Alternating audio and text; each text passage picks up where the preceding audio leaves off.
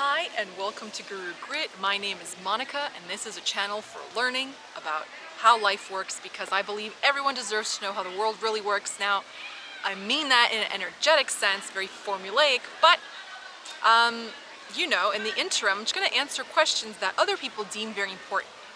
So today's topic is, I'm on a roll, by the way. I've such a backlog of things to answer, so I'm doing my best to get to the ones that had the highest volume of requests. But I've titled this video, something to the effect of fame, celebrities, and desire a specific person. Why do you care? Why do you care? So I find that very interesting when people talk about specific people, when they talk about wanting something, when they talk about just anything they really like, anything that's in your heart. Other people feel the need to kind of like jump in and bring you back to reality as though they're doing you a favor by being realistic, by being sensible or some such thing. Now, I'm not telling people to live in delusional states or any such thing, but I say this often and I say it with a lot of sincerity, honestly. You get to want what you want. You don't have to explain yourself to me, yourself, or anybody else. That's it. You get to like what you like. That's all there is to it. So, why I find this such a fascinating topic at this time is the videos that have done really well on TikTok, etc., are the ones discussing how to attract a specific person, and I've used the example of celebrity crushes because there's a lot of parallels. There's just a lot of parallels because there's an air of unattainability or aloofness around a specific person. You think if you have a crush that it's always one-sided, and there's something really hard about that. Like there's a rarity, there's a concept of it's limited. There's only one of that person and millions of people who want that person. I respectfully, of course, disagree. I think there's versions of millions of people available to each and every one of us to the capacity that we are able to let it in. So, another thing is fame or mystery. Like, I want to demystify desire. I want to demystify wanting. So usually, if you said, I want that person because I know something about them, because they're in the spotlight. But truthfully, if you were to reflect and you met them when they were looking for parts and they were working at Dunkin' Donuts or something, they would have no hold on you. They wouldn't be as charming, and it's not because of their economic situation. People often think like, oh, the men with money get all the women. It's like, no, the men with charm and deep listening skills have better friendships or relationships, let's say like that. But that's not an economic thing. Now, if the person really was working at a coffee shop looking for parts, they also wouldn't catch your eye because they were not feeling confident and charismatic and powerful at the time. It's usually after the fact that someone's successful that everybody's kind of amazed with them. Not when they're up and coming. When they're up and coming, they're still sort of finding their confidence. So it's not often, it does happen, but it's not often that they usually capture the attention of others, capture the imagination of others.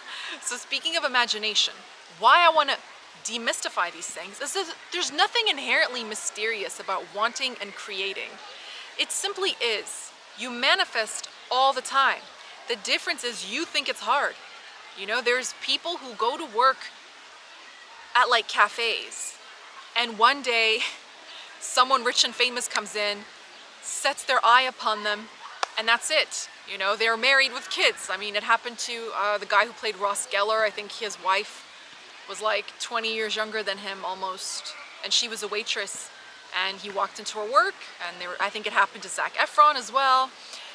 Nicolas Cage, I think it happens all the time. Pop stars and backup dancers or caterers, hairstylists, it's just not that impossible. People will say, but it's improbable. It's improbable if you think it's improbable. But what I'm saying is, would you want to be partially satisfied or wholly pleased with your life? And if you want to be very satisfied and wholly pleased with your life, then take the characteristics from that person, focus on them, and let the universe, God, source, existence, bring it to you through anyone. Because what you say is, I want these 50 characteristics but it must come through that person. Well, infinite intelligence had 1,000,000 potential suitors, and the moment that you said this one person, it's like taking all the possibility in the whole of the solar system and then narrowing it down to something the size of a golf ball and telling the universe it can only come through that space. Not all this vast openness over here that's absolutely stunning, just this one over here, you know, and then people act disappointed when you say that. But in doing that, you dampen your own desire. So just stay open to it. Now, I'm not saying you can't meet them. You can meet them, you can go on some dates. Sure, but then you'll only just find out that you can do better. Like, who cares? You know what I mean? So I think the sooner you demystify the idea of fame, which is nothing but something that you perceive, it's a concept, it's not actually real, it's not tangible, it's completely illusory. In astrology too, that's why it's seen from the 12th house that rules inspiration and imagination, sleep and dreams, you know, things that we can't touch. It's not tangible. It's something that others perceive more so than you know? So just demystify that. You're no better or worse than anyone, and neither are those people. You can have absolutely anything. So now desire. You get to want what you want. Absolutely. All the time, every second of the day, you're manifesting, but you've got to let it in. You just have to find a way to feel a little bit better. And you start by allowing yourself to actually want those things. So the best example I can give was one time I was at my old job in the break room, and there was this show where like 4 brides would go to each other's weddings and then rate their weddings, and then the bride that scored the highest would have their wedding or their honeymoon paid for, something to that effect. It was like by one of the networks or whatever that constantly does these types of shows. And people were kind of, the employees were sort of like critiquing, and one bride apparently had done something rather, you know, tacky or taboo, I don't know, but it wasn't like cool. And I just remember one of my coworkers came in the room at the exact moment just as I was thinking, who cares? It's her wedding, you know what I mean? I didn't say it, but I was just like, oh my God, like who cares? What gives you the right to go on there and be so snarky and like mean? And she just came up behind me and went, she likes what she likes, like that. And it just made me laugh so heartily, and I still remember her voice and her so fondly, and I always think that to myself, like, I don't care if it's a band member, an actor, an artist, a singer, a chef, or whatever. It really doesn't matter. You like what you like, and it's the only thing that matters is the liking and the relation to the person who likes it. So if you like, you know, this pop star and you're the one doing the liking, you're the only person who has to be okay with your desire. And you could meet someone who has those characteristics and more, because infinite intelligence knows what you want better than anyone else. Just let go of the limiting beliefs and let that into your experience. So this is what I mean by demystifying. Demystify the idea of fame, celebrity-dom, celebrity-hood, famehood, whatever, famousness. It's not a thing. Like, it's not like a qualification. It's not something you trade on unless you're savvy and you know how to trade on it.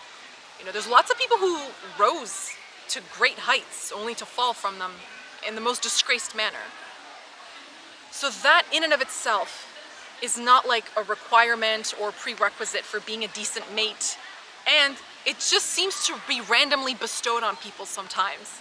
So just because it happens to fall on someone that catches your eye doesn't make them any less viable of a prospect than someone who's not famous, vice versa.